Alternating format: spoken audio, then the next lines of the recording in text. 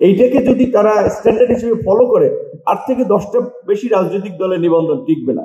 এখন বিএনপির সময়ে আমরা দুটো ভালো কাজ দেখেছি। একটা হচ্ছে ওনারা ক্ষমতায় ছিল, ওনাদের দলের লোকদেরকেও কিন্তু একেবারেই যেনতেনভাবে টেলিভিশনের লাইসেন্স দেন নাই।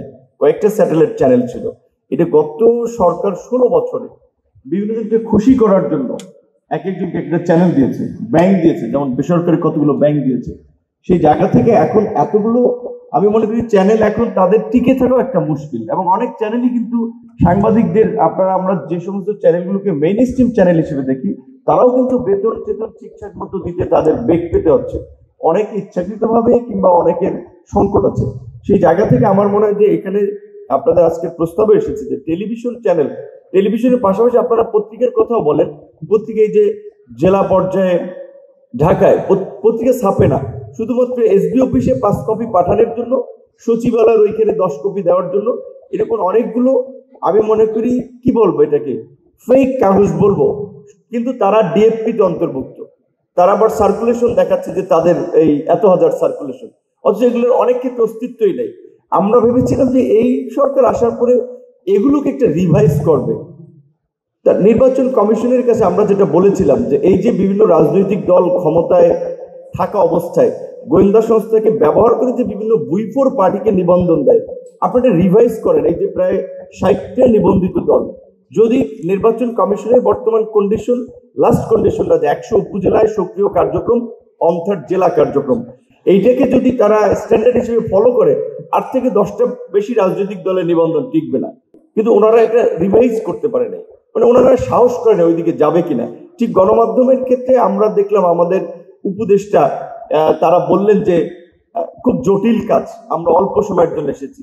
ওদের স্বপ্ন পূরণে পাশে থাকতে পেরে আমরা গর্বিত। এই সংস্কারের জন্যই তো এই সরকার 15 মাসের ক্ষেত্রে আপনারা বলছে যে 3 মাস সময় পেয়েছে। সংস্কার কমিশন তো কাজ করেছে, এখন এইটার জন্য তো সংবিধানের সংস্কার অনেক ক্ষেত্রে তো প্রয়োজন হয় না, এইখানে তো বাধ্যবাধকতা ছিল না। এবং আমি মনে করি এটা আপনাদের যদি আজকে এখানে পেপারে ছিল, কিন্তু আমি সম্পূর্ণভাবে এটার সাথে দ্বিমত।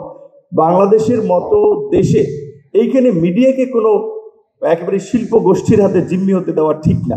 সেক্ষেত্রে এখানে কমিশনের যে প্রস্তাব ছিল আমরা ওইটাকে বরঞ্চ আমি মনে করি অধিক যুক্তিসঙ্গত, যে আপনার কোনো হাউস মানে ওয়ান হাউস কি বলে যে একজন ব্যক্তির হাতে একটার বেশি মিডিয়া থাকতে পারবে, এটা খুব ভালো প্রস্তাব ছিল। কিন্তু উপদেষ্টা বলতে গেলে, যেটা আমি আজকে আসার সময় একটা নিউজ পড়ছিলাম, তার কমেন্ট যে বলছিল অনেকের সাথে মনোমালিন্য হবে, অনেকে অখুশি হবে। এইভাবে তো আসলে সরকারি দায়িত্ব পালন করা যায় না যে কেউ অখুশি হবে, মনোমালিন্য হবে। তো আমি মনে করেছিলাম যে এই সময় একটা দারুণ সুযোগ বাস্তবায়ন করা। গণমাধ্যমকে আমরা 4th স্টেট বলি, ওয়াচডগ বলি, কিন্তু গণমাধ্যমে এটা ঠিক যে কাজের পরিবেশটা কোনো সরকারি দেয় নেই। যেমন আপনারা বলছিলেন যে এই বিসিএস গঠনের প্রেক্ষাপটটা 4 দলীয় জোট সরকারের সময়, লাস্ট রেজিমের সময়, সামনে আবার কি হয় অবশ্যই সে সময় আপনাদেরকে কথা বলতে হবে। সুতরাং সেজন্য এইটা একটা পারফেক্ট এবং উপযুক্ত সময় ছিল অন্তত এইখানে সাংবাদিকদের সুরক্ষা, গণমাধ্যমকে একটা মুক্ত মাধ্যম হিসেবে বিকাশ করার জন্য কিছু আইন প্রণয়ন করে। এবং যেটা আপনারা বলছিলেন যে অ্যাক্রিডিটেশন কার্ডের কথা, এটা স্বাভাবিকভাবে সচিবালয় কিংবা বিভিন্ন ক্ষেত্রে দেখা যায় সাধারণত রাজনৈতিক বিবেচনায় করা, এটা সব সরকার করেছে, আমার ধারণা সামনেও হতে পারে। তো সেই ক্ষেত্রে আপনাদের সুযোগ ছিল এই সময় অন্তত একটা পরিবর্তন করা, আপনারাও জোরালোভাবে আওয়াজ তুলতে পারেন নাই।